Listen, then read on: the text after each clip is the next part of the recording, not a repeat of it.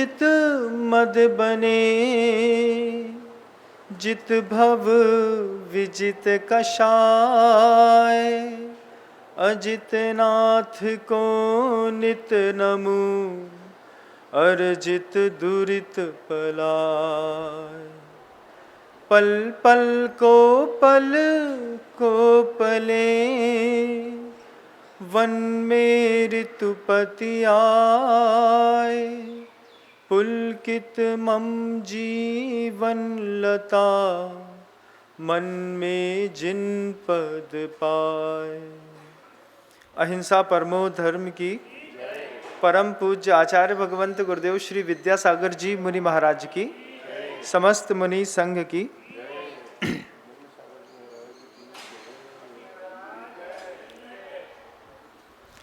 छोटा सा प्रसंग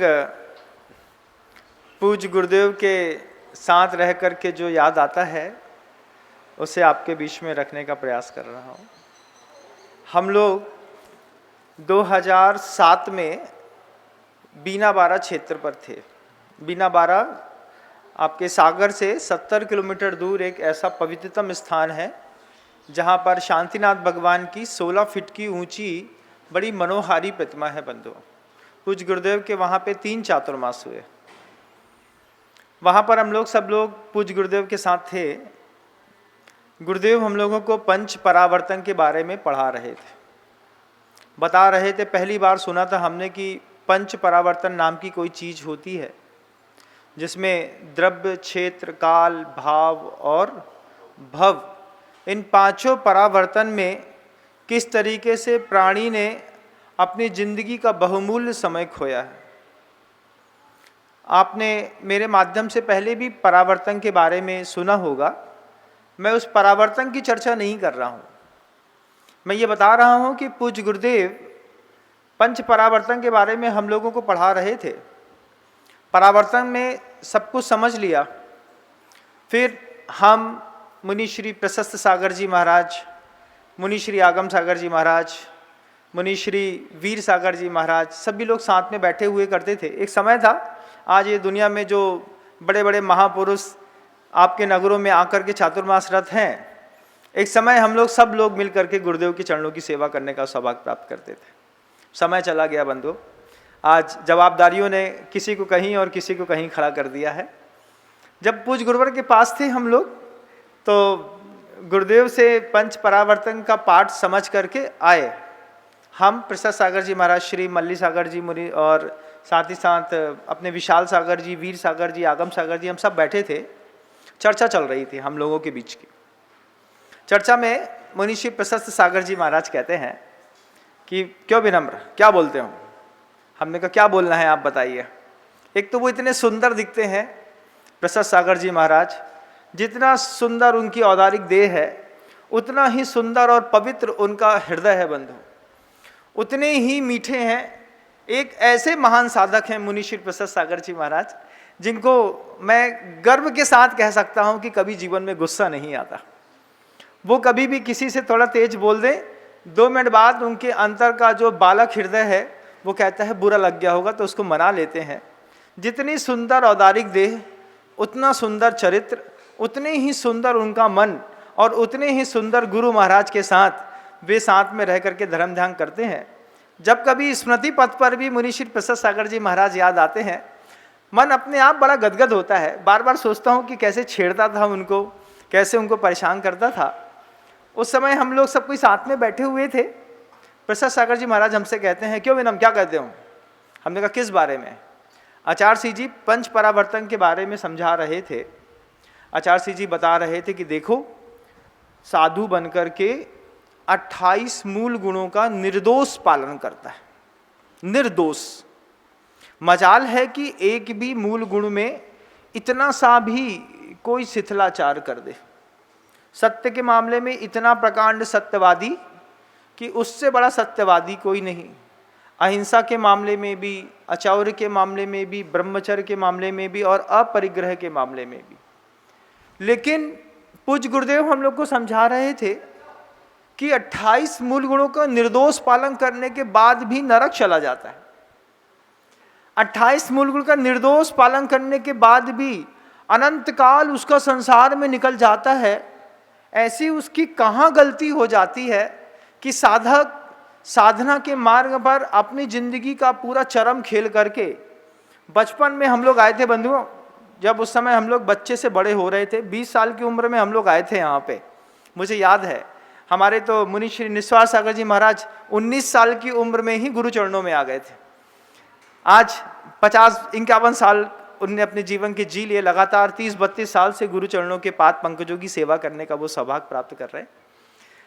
पूज्य मुनि श्री गुरुदेव समझा रहे थे हम लोगों को कि देखो तो 28 मूल गुणों का साधक निर्दोष पालन करता है, एक भी दोष नहीं लगाता। जैसी चर्या आगम में लिखी है, मूलाचार पे लिखी है, वैसा का वैसा भी कोई निर्दोष पालन करके भी मुक्ति को प्राप्त नहीं होता। ऐसा क्या अपराध है साधक के जीवन में कि निर्दोष महाव्रतों का पालन करने के बाद भी मुक्ति नहीं मिल रही है। गुरुदेव कहते हैं, सोचो आप लोग, सोचो क्या कारण है। कुछ दिमाग हम लोग का चला नहीं। आचार्य श्री जी स्वयं कहते हैं, 28 मूल गुणों का निर्दोष पालन करने के बाद भी जिस साधक के मन के अंदर से ईर्ष्या नहीं जाती, 28 मूल गुणों का निर्दोष पालन करने के बाद भी जिस साधक के मन के अंदर से कसाय नहीं जाती, कसाय हृदय का वो परिणाम है बंधुओं, उसको महाव्रत के इम्प्लीमेंट करने से आप जोड़ नहीं सकते। आपको दुनिया आपकी प्रस्तुति से आंकेगी और भगवान आपको आपकी परिणति से आंकता है। जब प्रभु आपके उस महाव्रतों के निर्दोष पालन करने के बाद ये देख रहे हैं कि शुद्धतम चर्या करने के बाद भी अभी भी इसकी निगोद की यात्राएं बाकी हैं, त्रियंश की यात्राएं बाकी हैं, तभी तो गुरुदेव कहते हैं कि निर्दोष पालन करते करते कितना, बोले सुमेरु के बराबर पिछी कमंडल का ढेर लगा दिया। इतने बार महाव्रती बने, इतनी बार चर्या का निर्दोष पालन किया, लेकिन अगर मान लीजिए आपके हृदय से कसाय का परिणाम नहीं मिटा, ईर्षा का परिणाम नहीं मिटा, आपके मन के अंदर से कंपटीशन का परिणाम नहीं मिटा, आपके मन के अंदर से डाह नहीं मिटी, आपके मन के अंदर की कसाय नहीं मिटी, आपके मन के अंदर विनय गुण पैदा नहीं हुआ और आपके मन के अंदर औचित्य गुण का पालन करने की ताकत नहीं आई, समझ नहीं पाए। औचित्य गुण होता है एक बहुत सुंदर गुण होता है। औचित्य गुण ये कहता है कि जिस वक्त जिस चीज की जरूरत है उस वक्त उस चीज को उपलब्ध करा देने का नाम मन से, वचन से और काया से। मान लीजिए आपके हॉस्पिटल में आपका कोई परिजन बीमार पड़ा हुआ है, अब उस समय वो आपसे धन नहीं चाह रहा है, लेकिन औचित्य गुण कह रहा है कि अभी इसको हमसे क्या चाहिए, मन से मोरल सपोर्ट चाहिए। लेकिन हम मंदिर में, हम हॉस्पिटल में जा कर के और उस पेशेंट के साथ उसको मोरल सपोर्ट तो नहीं देते, लेकिन हम बात करते हैं, दादा ठीक हो जाओगे, चिंता नहीं करो, सब अच्छे हो जाए। अब ऊपर से तो बोल रहे हैं, लेकिन अगर आपने मन से वो वाइब्रेशन समझ ली होती और दे दी गई होती कि दादाजी अरे चिंता नहीं करो ना, सब ठीक हो जाएगा, हम है ना। अब ये जो टोन के माध्यम से उन्हीं शब्दों की भावनात्मक शक्ति पर परिवर्तन आता है, इसको मन का औचित्य गुण कहते हैं। ऐसे ही काय का औचित्य गुण है कि काय का औचित्य गुण क्या है कि आप देख रहे हैं मुनि महाराज जी गर्मी में बहुत ज़्यादा उग्र विहार कर रहे हैं। कोई मुनि महाराज सतना जा रहे हैं, कोई मुनि महाराज खुरई जा रहे हैं, कोई मुनि महाराज विदिशा जा रहे हैं, कोई मुनि महाराज आपके नगर में भी आ रहे हैं। अब इतनी उग्र गर्मी पड़ रही है, आपका कूलर और एसी से निकलना ही नहीं होता, इच्छा ही नहीं होती ना, कैसे निकलेंगे इतनी गर्मी में, कौन महाराज जी का विहार कराएगा। लेकिन औचित्य गुण कहता है कि दिगंबर साधु हमारे घर के अंदर, हमारे गांव के अंदर चातुर्मास करने के लिए आ रहे हैं, अपन चल करके उनकी विनय भक्ति करके उनकी सेवा शुश्रूषा कर देते हैं। अभी उनको शरीर के लिए क्या जरूरत है, सुबह सुबह मान लीजिए मुंह धोने के लिए ठंडा पानी की आवश्यकता है, या फिर वैयावृत्ति के निमित्त से शुद्ध भोजन की आवश्यकता है, गर्मी बहुत लग रही होगी तो हवा कर देते हैं। जिस समय जिस चीज की जरूरत है उस समय उस चीज को मन से, वचन से और काया से उस वक्त उपलब्ध करा देने का नाम औचित्य गुण।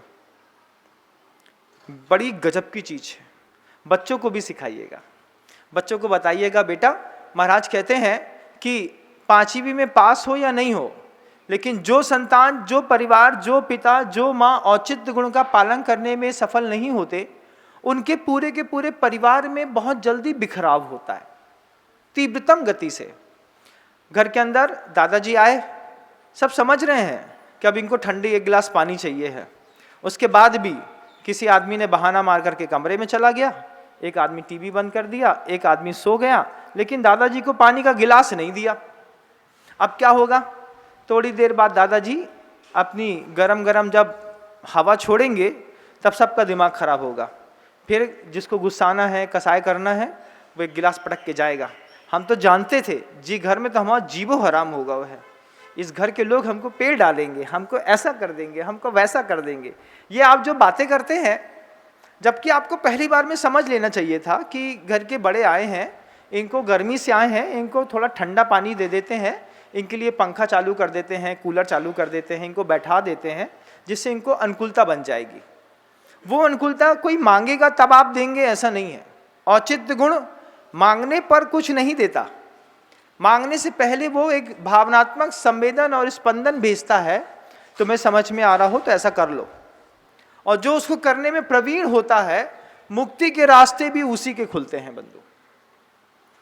पूज्य गुरुदेव कहते हैं 28 मूल गुणों का निर्दोष पालन करने के बाद भी वह व्यक्ति नरक और निगोद में चला गया, क्योंकि अपनी ईर्ष्या को संभाल नहीं पाया। महाव्रत को संभालना अलग वस्तु, लेकिन मन के अंदर उत्पन्न होने वाली कसाय को संभालना अलग वस्तु बंधु। साधक उसका नाम है जो निर्दोष चर्या बहिरंग की करते हुए अंतरंग में अपने कसाय की परिणति को कस के अपने आप स्वयं टाइट हो जाते हैं कि आप तो उम्र में 10 साल बड़े हैं हमसे, दीक्षा में 12 साल 15 साल बड़े हैं, तो विनय करना हमारा कर्तव्य है। विनय को कोई व्यक्ति लल्लो चप्पो नहीं समझे। कई लोग बोलते हैं ना ऐसा, क्या कि अरे हम तुम्हारी लल्लो चप्पो करते रहेंगे क्या? मोक्ष मार्ग में बड़े साधकों की कोई लल्लो चप्पो नहीं होती। मोक्ष मार्ग में बड़े साधु की जितनी विनय की जाती है, छोटे साधु के मुक्ति के और कैवल्य की प्राप्ति के रास्ते उतनी जल्दी खुलते चले जाते हैं। पूज्य गुरुदेव और आचार्य वट्टिकेर स्वामी भी मूलाचार में इस बात को कहते हैं कि कई बार छोटे साधु की विनय देख करके बड़े बड़े आचार्यों को भी उनकी परिक्रमा लगाने का मन हो जाता है कि ये छोटा साधु कितना विनीत है, कितने अच्छे से बोलता है, कितने अच्छे से सेवा शुश्रूषा करता है। तब ऐसे साधु जब ध्यान में बैठे होते हैं तो जिन्होंने उनको दीक्षा दी है, ऐसे आचार्यों की भी इच्छा होती है कि इतने विनीत शिष्य का, इतने आज्ञाकारी शिष्य की मैं भी 3 बार परिक्रमा लगा करके अपने भी कर्म के जंजाल को थोड़ा धीमा कर दूं। कितना पवित्रतम और अनुशासित है जैन शासन। औचित्य गुण का पालन करना नहीं आया, कसाय के उद्वेग को संभालना नहीं आया, समता के परिणाम नहीं आए, लेकिन मूल गुण का निर्दोष पालन करते रहे। पूज्य गुरुदेव कहते हैं कि मेरू के बराबर, सुमेरु के बराबर पिछी कमंडल के ढेर लगा दिए, मुक्ति उसके बाद भी नहीं मिली। जब हम लोग सबको इस बात को सुन करके बैठे थे तो प्रसाद सागर जी बोलते थे, चिंतन है अपना अपना, मुनिश्री प्रसाद सागर जी महाराज का चिंतन चला। सोचो, ऐसा खुजली करते हुए बोलते, सोचो विनम्र, जब सुमेरु के बराबर अपन ने पिछी कमंडल के ढेर लगा दिए होंगे तो अपन ने केसलोंज कितनी बार किया होगा? हाँ, बात तो सही है। जब सुमेरु के बार बार पीछे कमंडल लगा दिए तो फिर केसलोंज कितनी बार किया होगा? फिर महाराज जी, विशाल सागर जी, वीर सागर जी, आगम सागर जी, हम लोग सब बैठे थे। कई बार ग्रुप डिस्कशन होता है तो तरीके कुछ मजाक भी हो जाते हैं, कुछ अच्छी बातें भी निकल आती हैं। तो विशाल सागर जी बोलते हैं, बोले वो तो ठीक है, पहले ये बताओ कि कितनी बार आहार में उठे होगे। ये बात भी ठीक है। सुमेरु के बराबर एक भव्य जीव ने जब पिछी कमंडल का ढेर लगा दिया तो चिंतन का विषय बनता है कि कितनी बार केसलोंज किया होगा। एक जीवन में एक साधक कम से कम 500 बार केसलोंज तो कर ही लेता है, तब जाकर के एक साधु की संलेखना होती है। तो कितनी बार केसलोंज किया होगा, फिर कितनी बार आहार चर्या को उठे होंगे। आगम सागर जी महाराज बोलते हैं, अरे महाराज वो सब तो ठीक है, ये सोचो कितनी बार साधकों ने तुमको भेले चढ़ाए होंगे। गोले होते हैं ना, जब गुरु महाराज अपने चौके में पड़गाहन के बाद आते हैं तो अंतिम अर्घ में उनको साथ में द्रव्य के साथ एक नारियल भी चढ़ाना पड़ता है, जिससे सारे शुभ और इष्ट की प्राप्ति होती है। तो कोई लोग गोला चढ़ाते हैं, कुछ लोग सीधा बड़ा नारियल चढ़ा देते हैं। तो महाराज जी, आगम सागर जी कहते हैं, महाराज जी सोचिए कितने सारे लोगों ने आपको नारियल चढ़ाया होगा। तो फिर चर्चा चल रही थी, तो महासागर जी महाराज श्री कहते हैं, वो सब तो ठीक है, लेकिन ये बताओ कि कितनी बार रबड़ी उठी होगी, कितने रसगुल्ले बने होंगे, कितने रसगुल्ले अपन ने खाए होंगे। सबका अपना अपना इंटरेस्ट रहता है। सब कोई साथ में बैठे थे, बात चल रही थी और चलते चलते चिंतन चल रहा था। चिंतन खूब चला। जैसे गुरुदेव के पास आज दुनिया भर के लोग दान देने आते हैं। पंच परावर्तन में ऐसा नहीं है कि आत्मा ने सिर्फ द्रव्य छेद काल भाव और भव का परावर्तन किया है, पुण्य का भी पंच परावर्तन हमने हजारों लाखों अरबों असंख्यातों बार किया है बंधु। पुण्य का पंच परावर्तन, हाँ महाराज, नया शब्द है ना सुनने में। पुण्य का भी पंच परावर्तन होता है क्या? हमने तो सुना था जीव का मात्र होता है। हाँ, पुण्य का भी पंच परावर्तन होता है। आज आप दान नहीं देते हैं या फिर देना नहीं चाहते हैं, या देते हैं तो बहुत थोड़ा देते हैं, लेकिन अगर आप अपनी अतीत की कहानियों को, जीवन शैली को उठा के देखें तो आपको पता चलेगा कि आपने ये 7 समुद्रों को खाली करने पर जितनी धरती बचती है, उतनी धरती के बराबर एक एक जीव ने धर्म की रक्षा के लिए स्वर्ण का दान दिया है। कितना बड़ा है प्रशांत महासागर, 11 किलोमीटर गहरा है, लंबाई चौड़ाई का क्षेत्रफल कुछ न पूछिए। ऐसे 7 समंदर पार में तेरे पीछे पीछे आ गई, जो आप गाना सुनते हैं ना, उन 7 समंदर की पूरी धरती, समुद्र का पानी खाली कर दो, और खाली करने के बाद जो धरती बनती है, उस पूरी धरती को ठोस सोने से भर दीजिए।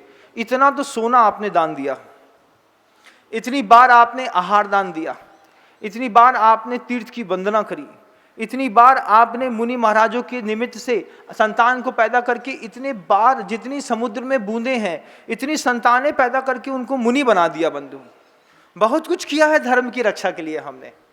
सिर्फ जीव ने पंच परावर्तन झेला है ऐसा नहीं, जीव ने पुण्य का भी पंच परावर्तन किया है। उतना ही द्रव्य दिया है, उतने ही क्षेत्र बनाए हैं, उतने ही कालों में हमने भगवान की भक्ति, पूजा, अर्चना, स्तुति, स्तोत्र, पाठ सब किया है। सब। अपने आप को गर्वित महसूस करिए। आज आप भले थोड़ा सा सोना, थोड़ा सा चांदी, थोड़ा सा पैसा दान नहीं दे पा रहे हैं। आज आपकी परिस्थितियां होंगी, कर्मों ने आपको ऐसा ला करके खड़ा कर दिया कि महाराज देने की तो बहुत इच्छा होती है। जब आप बोलते हैं कि बंधा जी के अश्य कार्य जिनाथ भगवान के चरणों में सामने रह करके जो सहस्कुट जिनालय बन रहा है, उसमें 280 मूर्ति मास शेष बची हुई है और बहुत जल्दी खत्म भी होती जा रही है। सब कोई अपने दाता नाम लिखाते चले जा रहे हैं।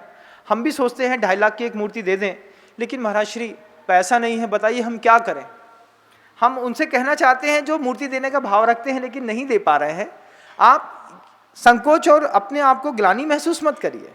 आप सोचिए कि मुनि महाराज कह रहे हैं कि हमने भी पुण्य का ऐसा परावर्तन किया है कि समुद्र जितना होते हैं, 7 समुद्रों के बराबर सोने को भर करके दान आप असंख्यात कालों में दे चुके हैं। असंख्यात कालों में आप मुनि महाराज पैदा कर चुके हैं। असंख्यात बार आप भी असंख्यातों बार आप भी दीक्षा ले चुके हैं। तीर्थ क्षेत्रों का निर्माण भी आप असंख्यातों बार कर चुके हैं। आकर्णतोपि महितोपि निरीक्षितोपि नूनम न चेतसि मया वृद्धतोसि भक्त्या जन्मांध तेन जन बांधव दुख पात्र यस्मात् क्रिया प्रतिफलंती न भाव शून्य। भगवान कितनी बार प्रवचन सुना है। पहली बार थोड़ी विनम्र सागर पैदा हुआ इस धरती पर, और पहली बार भी आप जैसा सुश्रावक पैदा नहीं हुआ कि मेरी हर बात सुनता भी है और मानता भी है। लाखों करोड़ों अरबों खरबों बार मुझसे अच्छे साधक पैदा हो चुके इस धरती पर, जो आपको उपदेश दे चुके, आप सुन भी चुके, लेकिन यस्मात् क्रिया प्रतिफलंति न भाव शून्य। मंदिर आया, मंदिर आकर के भगवान का शांति धारा अभिषेक पूजन किया, लेकिन मन के अंदर कुछ भाव कुछ और ही चलता रहा, कुछ और ही सोचता रहा। वही क्रिया कहती है कि सुक्रियाओं को करने के बाद भी मुक्ति नहीं मिली। उसका एकमात्र कारण है कि मन के अंदर की कसाय, मन के अंदर की समता, मन के अंदर का औचित्य गुण, इनको मैं जीवन में रह करके भी कभी समझ नहीं पाया। कितना विचित्र है। सोचते हैं तो बड़ा आश्चर्य लगता है। महाराज कहते हैं समुद्र के बराबर सोना दान दिया, आज आधा ग्राम नहीं छूट रहा। यह भी कर्म का उदय है। कुछ लोग पुण्य के पंच परावर्तन करते हैं, कुछ लोग इसी सृष्टि पर रह करके पाप का पंच परावर्तन भी करते हैं। पाप का पंच परावर्तन कैसा होता है कि अपने घर के अंदर चोरी करते अलग बात थी, मंदिर जी और तीर्थ क्षेत्रों में आकर के चोरी का भाव पैदा होता है। कोई श्रावक सोले के धोती दुपट्टे पहनने के लिए गया, वे कहीं से बाहर से आए थे, लेकिन किसी का मन कर जाता है, वहाँ पे जाकर के मोबाइल निकाल लिया, किसी ने पैसा निकाल लिया, किसी ने एटीएम के कार्ड्स निकाल लिए, किसी ने किसी सोने की चेन निकाल ली। ये चोरी फिर भी क्षम्य थी। अगर तुम बाजार में किसी और के घर में कर रहे होते तो इसका प्रायश्चित सरल था, लेकिन तीर्थ क्षेत्र पर आकर के एक तीर्थंकर के सामने खड़े होने वाले तीर्थ को तुमने उसके द्रव्य का अपहरण कर लिया, महानतम अपराध है। महान महान आश्रवो भवति, ऐसा आचार्य पूज्यपाद भगवंत कहते हैं। तीर्थ क्षेत्र पे आकर के ब्रह्मचर्य नष्ट कर दिया। तीर्थ क्षेत्र पर आकर के हमने झूठ के बोल करके अपनी सारी व्यवस्थाएं बना ली। तीर्थ क्षेत्र में आप अनुकूलता कर लेते, बना लेते, नीति से तो ठीक था, लेकिन अनीति पूर्वक आपने यहाँ कुछ देने आए थे, यहाँ से कुछ ले करके चले गए। ये पाप का परावर्तन है। द्रव्य, क्षेत्र, काल, भाव और भव, इन पांचों चीजों में पाप किया। सुद्रव्य सुक्षेत्र पर आकर के सुद्रव्य को पाकर के भी सुभाव नहीं रख पाया, और यहाँ पर देने की अपेक्षा यहाँ से कुछ ले करके गलती से कुछ उठा करके चला गया। जितनी भी बड़ी बड़ी कमेटियों, तीर्थ कमेटियों के ट्रस्ट के जो कमेटी के अध्यक्ष, मंत्री, उपाध्यक्ष होते हैं, ये जोंक के जैसे जो चिपक जाते हैं वहीं पे, हम बनेंगे अध्यक्ष और कोई नहीं बनेगा। कैसे? क्योंकि अगर कोई दूसरा मुख्यमंत्री बन गया तो तुम्हारी पूरी घपलेबाजी पकड़ लेगा। अब घपलेबाजी पकड़ लेगा तो क्या करें? ऐसी नीतियां, ऐसा शासन करो, चाहे पैसे बांटो, चाहे शराब बांटो, चाहे बंदूक दिखाओ, लेकिन अध्यक्ष तो हम ही बनेंगे। हम पूछना चाहते हैं, इतने बड़े सेवक हैं, घर से 1 रुपए खर्चा नहीं करते, अध्यक्ष बनने पे सुख क्या मिलता है? नहीं, तीर्थ क्षेत्र तो हम ही चलाएंगे महाराज। क्षेत्र से तुम्हारा परिवार चल रहा होगा, इसलिए तुमको क्षेत्र के ऊपर अध्यक्ष में, मंत्री में, कोषाध्यक्ष में बैठने का आनंद आता है, क्योंकि जब मैं बुलाता हूं तब तो कोई आता नहीं, और अध्यक्ष, मंत्री, कोषाध्यक्ष तो सब बनना चाहते हैं। हम पूछते हैं आखिर इसके पीछे का इंटेंशन क्या है? इंटेंशन में पता चलता है महाराज, मान महाविश्वरूप करहि नीच गति जगत में। अभी एक शहर में कोई एक नगर है, वहां का चुनाव हुआ। कल किसी ने मुझे बताया, महाराज वोटर्स के लिए नोट बांट दिए। किसके लिए? मंदिर के अध्यक्ष बनने के चक्कर में 25, 30, 40 लाख रुपए बांट करके लोग अध्यक्ष बन गए। हमने कहा धन्य है वो लोग, 40 लाख रुपए मंदिर में लगाए होते तो कितना गजब का हो जाता, लेकिन अध्यक्ष 5 साल के बनने के चक्कर में लोग ऐसा भी कर देते हैं। संसार है बंधुओं, द्रव्य, क्षेत्र, काल, भाव और भव को लेकर के कई लोग पुण्य का परिवर्तन करते हैं, कई लोग पाप का। आप लोग को सीखना है कि हम जो हैं पुण्य के परिवर्तन में लगे हैं कि पाप के परिवर्तन, क्योंकि जीव 5 परावर्तन तो करता है, और 5 परावर्तनों में पुण्य भी करता है और पाप भी करता है। अब पाप का 5 परावर्तन कैसे होता है, पुण्य का परावर्तन कैसे होता है, ये हम लोगों के सामूहिक संवाद से पूरी दुनिया को सीखने की जरूरत है। जब इतना दान दे चुके हैं और मुक्ति नहीं हुई, इतनी बार केशलोंज कर चुके हैं और मुक्ति नहीं हुई, इतनी बार पीसी कमंडल ले चुके हैं, मुक्ति नहीं हुई, इतनी बार आहार कर चुके हैं, मुक्ति नहीं हुई। सोचो, महाराज बोल रहे थे, अरे बोले महाराज और सोचो कि वो तो ठीक है कि गोला चढ़ाया, लोगों ने बादामें कितनी चढ़ाई होंगी, आपके जीवन में लोगों ने कितनी बार जल चंदन चढ़ाया होगा, कितनी बार आपको आहार कराए होगे, उसके बाद भी तुम संसार के संसार में हो। बस एक गलती हो गई, समता नहीं संभाल पाए, कसाई को नहीं संभाल पाए। बस एक गलती हो गई कि हम औचित्य गुण का पालन नहीं कर पाए, हम विनय नहीं कर पाए। इन 4 चीज़ों के अभाव ने दुनिया में गृहस्थ हो या मुनि महाराज या साध्वी भगवंत हो, सबके जीवन को बर्बाद करके रखा है। घर के अंदर भी धर्म करने वाले, पूजा करने वाले लोग घर के अंदर कितनी तेज आवाज में बात करते हैं, तब छोटे छोटे बच्चों से श्रद्धा उठ जाती है घर के अंदर। दादाजी रोज मंदिर जाते हैं और गाली भी देते हैं, हमें नहीं जाना मंदिर। वो छोटा सा बच्चा आपसे इंस्पायर है, वो बच्चा आपसे कि हमारे दादाजी रोज सोले के धोती दुपट्टा पहन करके मंदिर जाते हैं, लेकिन बच्चा आपके पुण्य से नहीं, आपके पाप से भी इंस्पायर है कि दादाजी सारे काम करने के बाद भी मम्मी को गंदी गंदी गाली देते हैं, हमें मंदिर नहीं जाना। आपके धोती दुपट्टा पहनने के बाद आपकी जवाबदारी और बढ़ जाती है। जीन्स टी शर्ट पहनने के बाद तो जवाबदारियां कम हैं, लेकिन धोती दुपट्टा पहनने के बाद, जैसे कई लोग जगह देखा मैंने शहरों में, मंदिर जाते हैं, मंदिर जाते के साथ धोते के धोती दुपट्टा घर से पहन के निकले और लौट के आकर के पोहे के ठेले पे खड़े हो गए। सबसे पहले ड्रेस का वैल्यू होना चाहिए कि इस 16 के धोती दुपट्टा पे मैं दूसरे काम नहीं कर सकता। कोल्ड ड्रिंक्स को मैं 16 पहन करके नहीं पी पाऊंगा। जीन्स टी शर्ट पहन करके हम उसको कर लेंगे, चलेगा, नहीं तो कोई क्या कहेगा कि पुजारी लोग 16 की धोती दुपट्टा पहनते हैं, 16 की धोती दुपट्टा पहन के तुम वहां पर क्या कोल्ड ड्रिंक्स पी रहे थे, अच्छा तो तुम इतने बड़े वाले हो गए। तब हम क्या जवाब देंगे? तब हमारी जरूरत पड़ती है।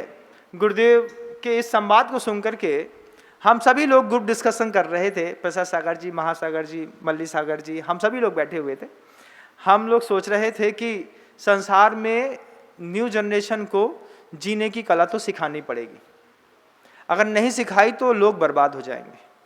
सबसे पहले शब्द उठा, महासागर जी महाराज कहते हैं कि क्या कला सिखानी पड़ेगी। एक्चुअल में जो चीज़ जरूरी है वो हम सभी लोग अगर शांतिपूर्वक सुन करके समझ लेते हैं तो हमारे जीवन में बहुत सरलता और सहजता हो जाती है कि समर्थ को सम्मान देने की कला सबसे पहले बच्चों के अंदर डेवलप करिए।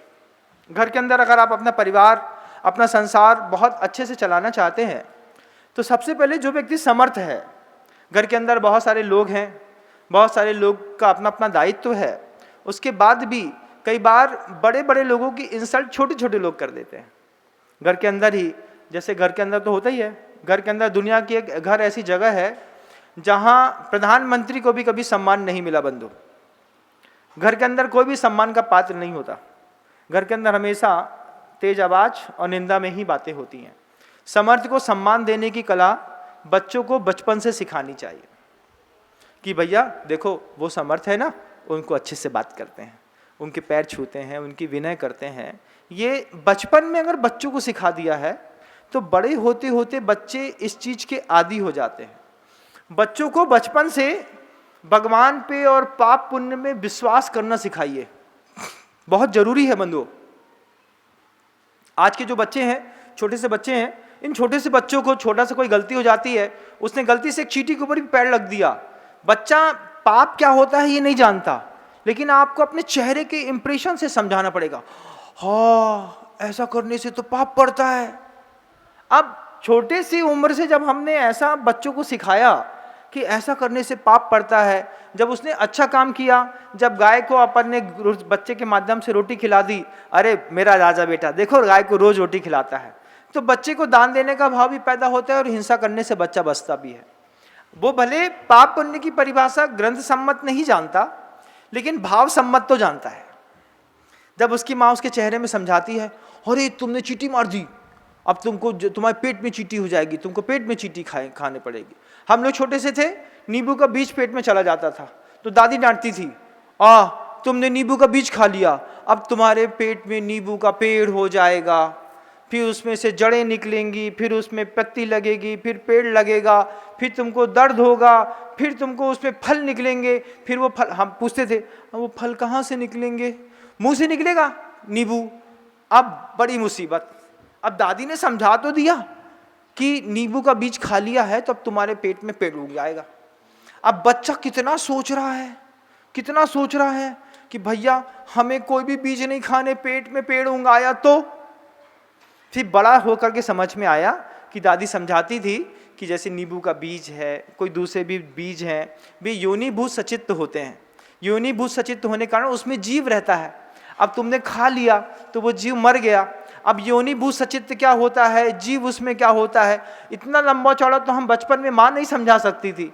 माँ ने छोटे से उदाहरण से समझा दिया, तुमने बीज खा लिया है, अब रात में तुमको यहाँ पर गड़बड़ होगी, फिर तुम्हारा पेट गुड़ करेगा, फिर यहाँ पे एक पेड़ निकलेगा। अब वो बच्चा सुनते सुनते डेंजरस जोन में चला गया, वो रोने लगा। अब बोले बस अब माफ़ी मांगो, दोबारा नींबू का बीज नहीं खाएंगे। हाँ अब दोबारा नहीं खाएंगे। अब क्या करें, तो चलो 2 घूंट पानी पी लो, नमो ताड़म पढ़ के, फिर तुम्हारा पेट नहीं उगेगा। तब जा कर के सांस पे सांस आई, भैया बच गए, नहीं तो अभी पेड़ ऊँग करके यहाँ से पेड़ निकलने ही वाला था हमारा, लेकिन बच्चा बचा लिया। लेकिन छोटी सी कहानी से, छोटी सी बातों से बच्चे को सिखा दिया कि योनिभूत सचित्र कोई चीज़ होती है वो नहीं खाई जाती। अब बड़ा होकर के बच्चा सीख गया, नहीं तो बचपन में कितनी बार अपन सब कुछ क्या क्या खा लेते हैं। लेकिन छोटे छोटे बच्चों को जब आप पाप पुण्य की परिभाषा ऐसे समझाते हैं तो बच्चा बहुत जल्दी सीखता है। दादी मना करती है, ताऊ मना करते हैं, चाचा मना करते हैं, बुआ मना करती है।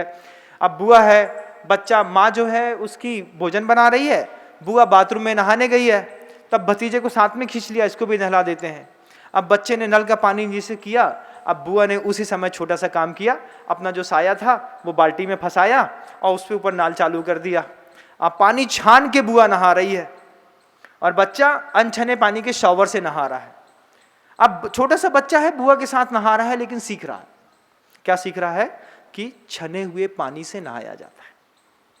कितनी सुव्यवस्थित संयुक्त परिवार की एक शिक्षा व्यवस्था है।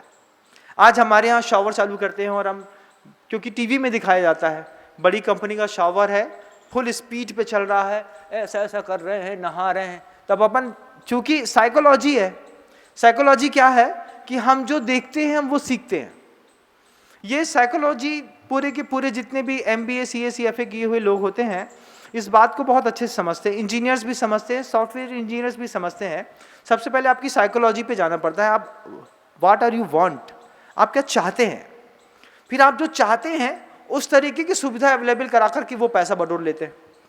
लेकिन टीवी का ऐड देख करके आप अपने घर के अंदर शावर तो लगा सकते हैं, लेकिन बुआ का वो उस ऐड को देख करके आपने कभी पानी छानना नहीं सीखा। कि घर के अंदर भी अगर हम बाल्टी से नहाते हैं, छोटा वाला मग बाथरूम में रखा जाता है, बड़ा वाला मग नहीं रखा जाता।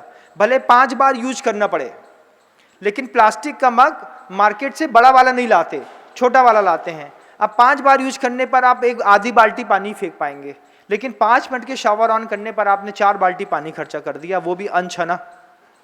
कितना बेहतरीन ट्रीटमेंट था संयुक्त परिवार का, हमने सिखाना बंद कर दिया।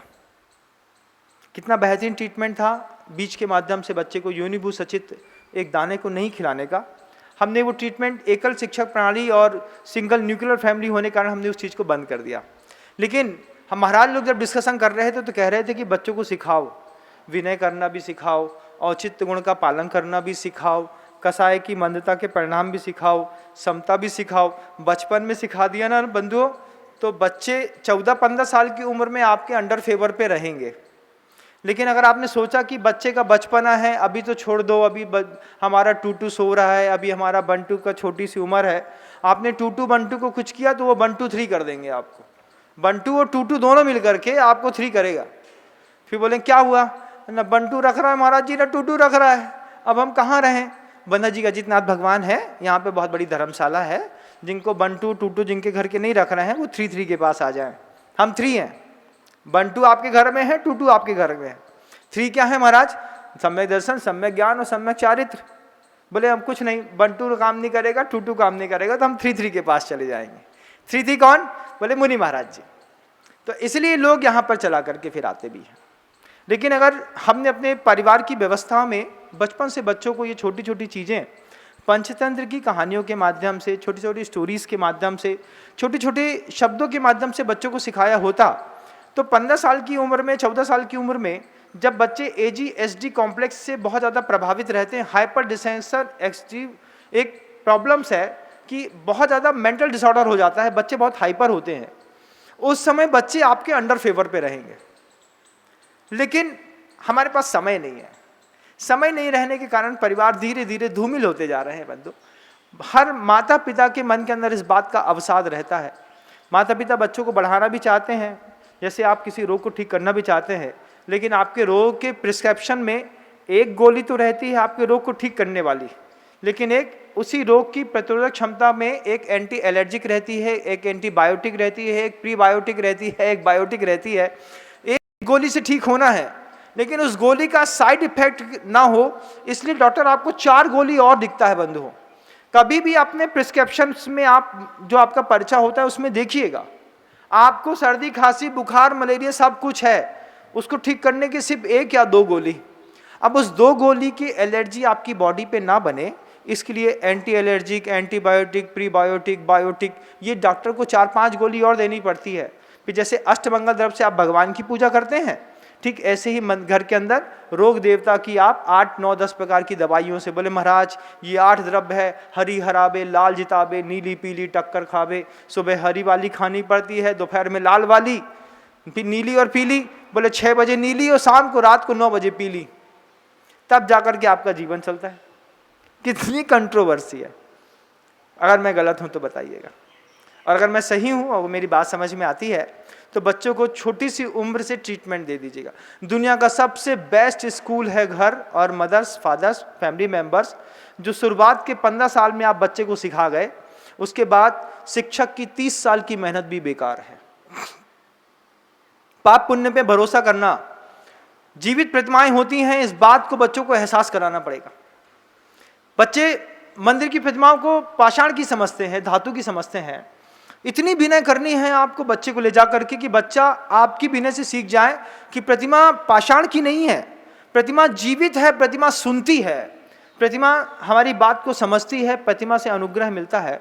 बच्चे को अगर शुरुआती 15 साल में आपने सिखा दिया तो आपके जीवन का बहुत अच्छा बदलाव, स्वर्णिम समय आपके बुढ़ापे पे आएगा बंधु।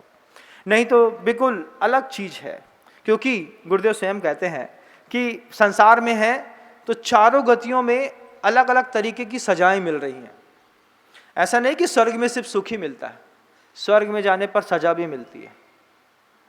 स्वर्ग में एक ही प्रकार की वैरायटी नहीं रहती देवताओं की।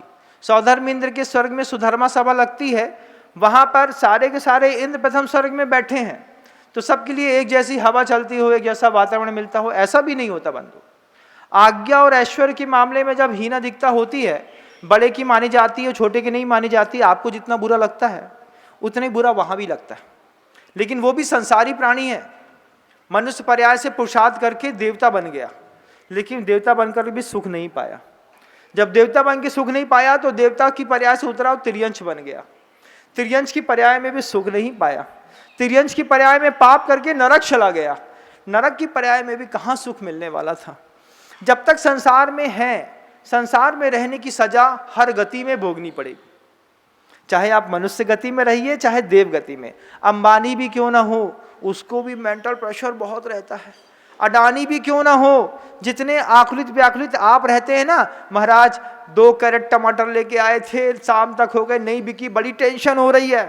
तुमको 2 कैरेट टमाटर की टेंशन है, किसी को 2 ठेले तेल के टीवी पे नहीं बिक रहा है। किसी का बड़ा कारोबार होगा तो बोले महाराज हमने रिफाइनरी का प्लांट लगाया था, ऑयल की प्लांट रुक गया है, किसी की मिल लगी है तो मिल रुक गई है। जितनी प्रॉब्लम आपको है उतनी अडानी अंबानी को भी है। ऐसा नहीं कि वो टेंशन फ्री लोग हैं। वैभव ज्यादा होने का मतलब सुख ज्यादा है, ऐसा मत समझिएगा। सुविधाएं ज्यादा होने का मतलब सुख ज्यादा है, ऐसा मत समझिएगा बंधुओं। सुख अलग वस्तु होती है और सुविधा अलग वस्तु होती है। सुविधा संपन्न लोग सुख संपन्न भी हैं, इस भरोसे में मत रहिएगा। इसलिए सुविधा संपन्न लोग, मान लो आपके बगल से जैगवार में निकल रहे हो, आपके सुविधा संपन्न लोग BMW में निकल रहे हो, कोट पैंट पहने हो, सुविधा संपन्न लोग कोर्टियार्ड और मैरियट में रह करके DB मॉल पे घूम रहे हो और ऊपर से देख रहे हो, तो उनको देख करके जलना मत, सोचना सुविधा संपन्न तो है, क्या सुख संपन्न भी है? अरे सुख संपन्न होता तो राम भरोसे की होटल में जाकर के समोसे क्यों खा रहा होता? सुख संपन्न होता तो पत्नी के हाथ की जलेबी घर में शुद्ध घी वाली मिल गई होती। सुख संपन्न व्यक्ति अलग होता है और सुविधा संपन्न व्यक्ति अलग होता है। अपने आप को भी एक बार छांट करके अंतर मन से पूछिएगा। माता पिता, पुत्र पुत्री, परिवार, इंडस्ट्री, बड़ी बड़ी मील्स के मालिक होने के बाद आप सुख संपन्न हैं कि सुविधा संपन्न हैं? अंदर से आवाज आएगी, महाराज सुविधा संपन्न तो बहुत हैं, लेकिन चारों गतियों में अगर दुख है तो फिर हम सुखी कैसे रह सकते हैं? कैसे आप सुखी रह सकते हैं? अपने आप को सुखी मानते हैं? आप मानते होंगे, मैं भी तो मानूं। आपका पैरामीटर हमारी लाइफ में भी तो शामिल हो, लेकिन आप सुविधा संपन्न लोग हैं। सुख संपन्न लोग तो साधु परमेष्टि हैं बंधु, कि दुविधाओं में भी जिसके मन के अंदर ये आकुलता इस किसी बात की नहीं है, मानसिक शांति मिल गई मतलब दुनिया की सारी शांति मिल गई। सुविधा संपन्न लोगों को कभी भी मानसिक शांति नहीं मिलती। वे बेचारे रात में न्यूरो बयान की गोली खाते हैं, नहीं तो फिर एक इंजेक्शन लगाते हैं, महाराज वे ब्रूफीना कंपनी की जो एक ब्रूफीन था, न्यूरोबियान और डेलाडिकॉन के जो इंजेक्शन नहीं लगवाए, तब तक नींद नहीं आती महाराज। 7 दिन से नहीं सोया था महाराज। डॉक्टर को बुलाया, 3 इंजेक्शन लगाए, तब जाके पिताजी कल शाम को सोए थे, अब परसों शाम को उठेंगे। ऐसी तो जिंदगी है बंधु। कैसे हो गई ये जिंदगी में? इतना अवसाद, इतनी कंट्रोवर्सी कैसे स्टैंड हो गई? कोई आपसे पूछे तो बताइएगा, बचपन में माता पिता ने पाप पुण्य को लेकर के डराया नहीं, बचपन में माता पिता ने भगवान के प्रति भक्ति सिखाई नहीं। कोई मेरी माँ नहीं मिली जिसने मुझे ऐसी कहानी सिखाई हो कि नींबू का बीज खाने से पेट में पेड़ निकल आता है। हम लोग सीख करके बंधु यहाँ तक आकर के बैठ गए।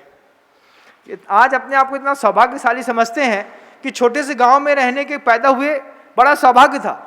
महानगर में पैदा हुए होते तो शायद साधु न बन पाते, लेकिन गांव के अभाव ने आदमी को प्रभावशील बना दिया कि माता पिता, परिजन, परिवार के लोग, मोहल्ले के लोगों ने इतनी कहानियां, इतने संस्मरण, इतनी चीजें सुनाई, दिखाई, अनुभव दिए कि छोटी उम्र में आदमी बहुत बड़ा हो गया। देखिए ना, वो सदलगा के संत सदलगा के छोटे से गांव से आए और आज पूरी दुनिया में राज कर रहे हैं। लेकिन कोई बंबई का संत हो तो बताइए मुझे, कोई दिल्ली का ऐसा कोई संत पैदा हुआ कि दिल्ली ने कोई ऐसा संत पैदा हुआ हो जो पूरी दुनिया पे राज कर रहा हो? बंबई का पैदा हुआ हो, अमेरिका, मॉरिशस में, महानगरों में साधु पैदा नहीं होते, साधु वृत्ति भी पैदा नहीं होती, वहां पर सिर्फ भोगी वृत्ति पैदा होती है। योगी तो किसी गांव में पैदा होकर के देश पे राज करता है। अगर मेरी बात गलत है तो आप एक उदाहरण बताइएगा कि महानगर से कोई साधक निकला हो, पूरे के पूरे विश्व पटल पर नाम छाप छोड़ गया हो। शहरों की अपेक्षा गांवों की अलग वैभव है, सोच का वैभव अलग है। अपने घर के अंदर भी सोच का वैभव डेवलप करना है। बच्चों को सामर्थ्य, व्यक्ति के प्रति सम्मान की भावना और चित्त समता, कसाय से बचने के परिणाम के लिए कैसे पैदा किया जाता है। पाप पुण्य क्या होता है? भगवान जीवित प्रतिमा होते हैं। ये मंदिर की प्रतिमाएं मुर्दा नहीं है, ये कोई मॉन्यूमेंट्स ऐसा नहीं है कि कोई पुतला ला करके रख दिया गया है, उसके अंदर मंत्र की शक्तियों से जागृत कर दिया है। जब आप एक सामान्य से 100 रुपए के नोट को इतना बचा के रखते हैं, 100 के नोट की कीमत आपको पता है, गाय को पता है क्या? गाय के सामने 2000 के नोट की गड्डी फेंको, सोचो जरा, गाय क्या करेगी? सूंघेगी, समझ में आ जाएगा कागज तो है, खाया जा सकता है। उठाया और खा लिया। अब आधी गड्डी गाय ने मुंह में खा ली, आपको पता है कि आधे नंबर गाय ने खा ली, लेकिन आपने अगर देख लिया कि इसने गाय की नोट की गड्डी खा रही है, अब आधी गड्डी भी गाय के मुख से बचाते हैं कि नहीं बचाते? बचाते हैं महाराज। क्यों बचाते हैं? जब पता है कि 2 लाख की नोट की गड्डी है, आधी खाली है, कोई काम की नहीं है, फिर भी अंदर उम्मीद रहती है कि उस कागज में जो रेवेन्यू की वैल्यू है, हो सकता है इसके मुंह से निकाल करके अगर रेवेन्यू ऑफिस में जमा करेंगे तो 2 का 1,50,000 तो मिल ही जाएगा। और नहीं तो करेंसी सीरीज तो वहां से कम से कम गवर्नमेंट डिलीट कर देगी कि इस करेंसी सीरीज की दूसरी कोई बुकलेट, कोई जो प्रिंट है वो आउट ना हो। जब आपको 100 रुपए के नोट पे विश्वास तो रहता है, लेकिन भगवान की प्रतिमा में हमारे आज के बच्चे हवन वाय करते हैं, पूछते हैं अरे कहाँ भगवान जी? मंदिर में भगवान मिलते? हमें बता रही, हम पढ़े लिखे आए, तुम थोड़ी पढ़ी हुई हो, कम छोटी सी, कहाँ पढ़ी? दादी तो पढ़ी थी सरकारी स्कूल में और हम पढ़ रहे हैं कॉन्वेंट स्कूल में। तो कॉन्वेंट स्कूल का बच्चा भगवान पे विश्वास करता है कि नहीं, एक बार देखिए। और आपको लगता है कि हमारे बच्चे के अंदर भी ऐसी कमी है तो समझाने की कोशिश करिएगा। एक और बहुत चीज समझाने की कोशिश अपने बच्चों को जरूर करिएगा। पूज्य गुरुदेव कहते हैं, जरा जरा सी बात में बच्चा आपका रूठ जाता है। जरा सी बात में, हमको चॉकलेट चाहिए, शाम को ले आएंगे, इतना हाइपर है, शाम को लाएंगे, सुना नहीं कि फ्रिज का दरवाजा खोल करके पूरी ताकत से बंद किया। 1 बार, 2 बार, 3 बार, 4 बार में दरवाजा टूट करके बाहर आ गया। मूर्ख व्यक्ति होते हैं वो लोग, बच्चों को समझाइएगा। वो लोग मूर्ख होते हैं जो थोड़ी सी बात में संतुष्ट हो जाते हैं और थोड़ी सी बात में रुष्ट हो जाते हैं। क्षणे तुष्टम क्षणे रुष्टम, रुष्टम तुष्टम चा छड़े छड़े। जरा सी बात में मुंह फूल जाए, जरा सी बात में खुश। ये मूर्खों की पहचान है। मूर्ख जरा सी बात में मुस्कुराते नहीं, और जरा सी बात में अगर मुस्कुराना सीख गए हैं तो फिर सीरियस मोड में भी नहीं आते। थोड़ी थोड़ी सी बात को झाड़ देना पड़ती है। जैसे आप अपना जीन्स लेते हैं ना, 15, 20, 25 दिन बाद एक दिन धोते हैं। शर्ट क्या करते हैं, अरे महाराज शर्ट तो रोज़ धोनी पड़ती है, शर्ट तो दूसरे दिन नहीं पहन पाते। जीन्स तो 12 दिन 14 दिन चल जाता है, कुछ नहीं है, वो जीन्स है डस्टी कलर का, एक बार झटकारा फिर पहना फिर चलते बने। शर्ट महाराज चाहे कितने अच्छे पर्सनालिटी प्लस भी पहन लें, कलर गंदी हो जाती है तो पहनने का मन नहीं करता। शर्ट आप बदल सकते हैं, पैंट में कॉम्प्रोमाइज़ कर लेते हैं। बच्चों को समझाना है इस बात को कि बेटा छड़े रुस्तम छड़े तुष्टम रुस्तम चुष्टम तो छड़े छड़े, ये मूर्खों के लक्षण हैं। जरा सी बात में तुमने फ्रिज खराब कर दिया, जरा सी बात में तुमने बल्ब फोड़ दिया, जरा सी बात में टीवी गिरा दी, जरा सी बात में तुमने साइकिल उठा करके बालकनी से नीचे फेंक दी। मूर्ख हैं, ऐसे बार बार बोलो, मूर्ख लोग करते हैं ऐसा, मूर्ख लोग करते हैं। अभी छोटी छोटी उम्र में बोलेंगे, बच्चा समझ जाएगा ये मूर्खों की एक्टिविटी है, हमारी नहीं रहेगी। 15 साल की उम्र में किसी भी चीज़ को खराब करने से पहले 100 बार सोचेगा। आपका समय होने को आया, शब्दों को विराम देता हूँ, फिर प्रयास करूंगा ना आपके साथ मिलने का। हमारा और हमारी जनता का संवाद लगातार बदस्तूर रोज दोपहर के 2 बजे से जारी रहता है। यहाँ पर जब मैं उद्बोधन देता हूँ तो उस समय के सुबह के 9 बज रहे होते हैं, लेकिन जब आपको मिल रहा होता है तब दोपहर का 2 बजे यूट्यूब वाले आपको प्रसारित कर पाते हैं। टीम को उसमें कुछ काम करना पड़ता है, इसलिए 9 बजे का प्रवचन आपके पास 2 बजे आता है। एक और बहुत अच्छी बात मैं आप सबको बताना चाहता हूँ कि पूज्य गुरुदेव के आशीर्वाद से बंधा जी के अजितनाथ भगवान अक्षयकारी प्रतिमा के चरणों की सेवा करने का सौभाग्य हमको 14 मार्च से लगातार मिल रहा था। लोगों में इस बात की बड़ी उत्सुकता थी कि मुनि श्री विनम्र सागर जी महाराज सत्संग कहाँ पर जाकर के चातुर्मास करेंगे, क्या करेंगे, कैसे करेंगे, फिर पूर्णमासी के उन कलशों का क्या होगा, महाराज जी जो हम हर बार रखने आते थे कैसे हमारी व्यवस्थाएं बनेंगी।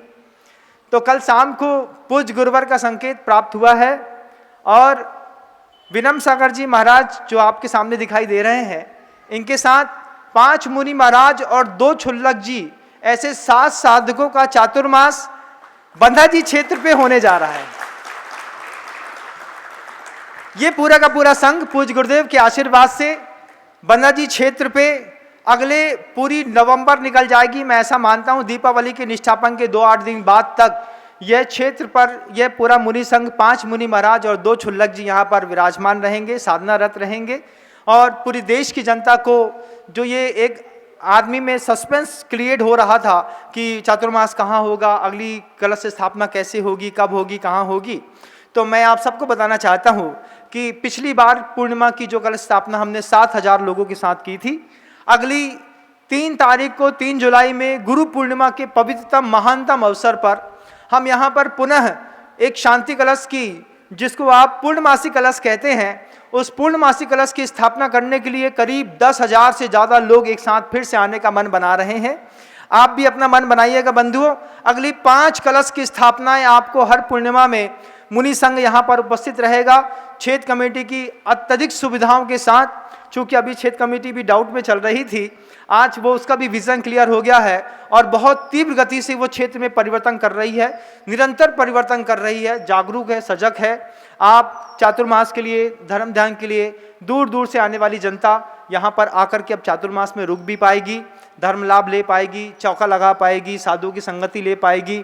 प्रवचन, उपदेश, क्लासों के माध्यम से, साधना के माध्यम से, एकांत के माध्यम से, अगर दुनिया भर के वे तमाम लोग जिनको लगता है कि हम एकांत में जाकर के धर्म ध्यान करना चाहते हैं, क्षेत्र कमेटी ने शुद्ध भोजन की, आवास की, रहने की, आने जाने की व्यवस्था की हुई है। आप सब पधारिएगा। बंधा जी के अक्षयकारी अजितनाथ भगवान के चरणों में 2023 का मंगलमय चातुर्मास गुरुदेव की आज्ञा से यहाँ पर होने जा रहा है। देश की जनता इस बात को सुने और समझे, लेकिन समय को व्यर्थ ना गवाएं। वो ये ना सोचे कि इस बार 10,000 की जनता आ रही है, हम नहीं आएंगे। भीड़ में आने का मजा ही कुछ और होता है बंधु। जब 10-10 हजार की भीड़ होती है, उस समय अपने कलश रखने का, अपनी भक्ति प्रस्तुत करने का, अपनी शांति धारा करने का, अपने जिनबिंब की स्थापना करने का एक अलग ही आनंद होता है। मानता हूं मैं इस बात को कि उस वक्त आपको थोड़ी बहुत असुविधा होती है, लेकिन उस असुविधा में जो सुख मिलता है, जैसे मेला लगा हो और मेले में भीड़ ना हो तो झूला झूलने का मजा नहीं आता। ठीक ऐसे ही अजितनाथ भगवान के दरबार में पूर्णमासी के दिन जो मेला लगता है भक्ति का, शांति कलश रखने का, पूर्णमासी के कलश रखने का, उसमें आप ये मत सोचिएगा कि इस बार की गुण पूर्णिमा में हम नहीं आएंगे। हम तो कह रहे हैं कि पूरे विश्व की सारी जनता एक साथ एक दिन एक स्पॉट पर आके खड़ी तो हो जाए। 2, 5, 10 हजार लोग नहीं, 2, 5, 10 लाख नहीं, 2, 5, 10 करोड़ भी आकर के इकट्ठे हो जाएं तो सामूहिक धर्म ध्यान की जो आनंद है बंधुओं, वो दुनिया में कहीं नहीं है। अगली 5 पूर्णिमाओं में हम यहाँ पर सामूहिक धर्म ध्यान करने का सौभाग्य प्राप्त करेंगे। आप आज से अपना रिजर्वेशन देख लीजिए, अपने बस के टिकट्स देख लीजिए, स्क्रीन पर दिखाई देने वाले नंबरों पे आप कांटेक्ट करके पूछ लीजिए कि भैया जी हम चौका लगाने के लिए आना चाहते हैं, धर्म ध्यान करने के लिए आना चाहते हैं, रुकने के लिए आना चाहते हैं। क्षेत्र कमेटी आपको निरंतर व्यवस्थाएं देगी, उसका दायित्व है, उसका कर्तव्य है, वो करने में अपनी प्रवीण है, लगी हुई है। आप सब पधारें और पूर्णमासी के कलश की स्थापना के दिन आप जरूर आएं, क्योंकि अजितनाथ भगवान का वह आश्चर्यकारी प्रभाव आपके जीवन में भी एक अनूठी छाप छोड़ करके जाए, ऐसा मैं भी चाहता हूं और असंख्यात देवी देवता भी चाहते हैं इस बात को कि जो दुनिया में कहीं नहीं मिला। मैं सबसे कहता हूं, आप सबसे भी कहना चाहता हूं, आप इस बात को दूर दूर तक पहुंचाइएगा कि जो चीज पन्ना जी के अजितनाथ भगवान के दरबार में नहीं है वो चीज दुनिया में कहीं नहीं है। जो चीज आपको यहां नहीं मिलेगी वो चीज आप किसी का भी दरवाजा खटखटा लीजिएगा, दुनिया में कहीं नहीं मिलेगी। शब्दों को विराम देता हूं। गुरुदेव श्री विद्यासागर जी।